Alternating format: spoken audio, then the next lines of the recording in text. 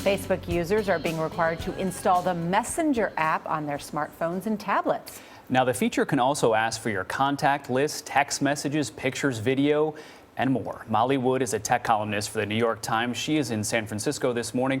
Molly, good morning. I guess I'm wondering, first of all, a lot of people who use Facebook all the time think the messaging function works just fine. So why do this? Why create an app? Good morning. Well, you know, it's funny. That is the one question that Facebook has not been able to answer. The Messenger app has actually existed since 2011, so some people have been using it since then. Facebook has never really explained why it felt the need to create a separate messaging app, but what it wants to do now is sort of concentrate all its resources on building features into that application so it doesn't also have to handle a bunch of messaging features in the main Facebook app. What's your conclusion about it? Would you get the app and feel comfortable?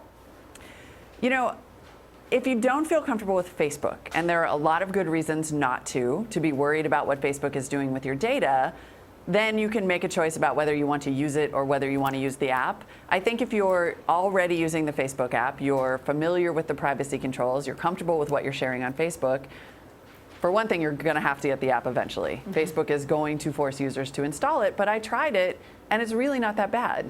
A follow-up for the dwindling minority not on Facebook.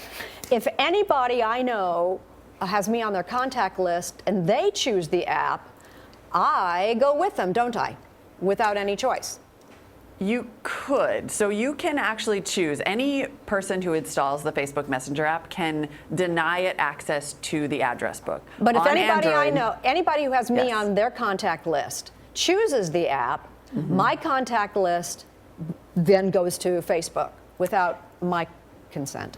some of your contact information could be shared with Facebook without your consent, yes. I'm there not are lots of naive. good reasons to be worried. So how is Facebook's Messenger app different from others? There are lots of different other apps that I have used, whether it's WhatsApp or others, that ask for the same thing. They ask for access to your contacts. They ask for access to your photos, location, etc. And some of those I just put no on those.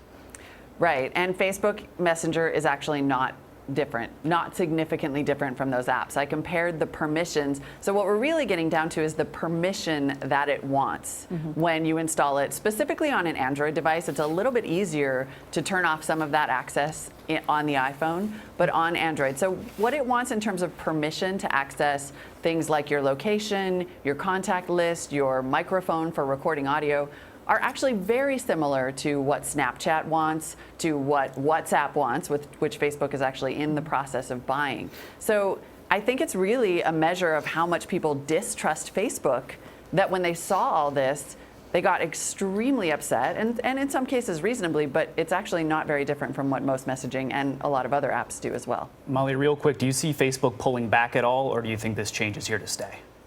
I don't think that they're going to pull back on the Messenger app. I think they are going to encourage people to download that app, but I have seen Facebook make some encouraging moves around privacy. Okay. Molly Wood, thank you so much.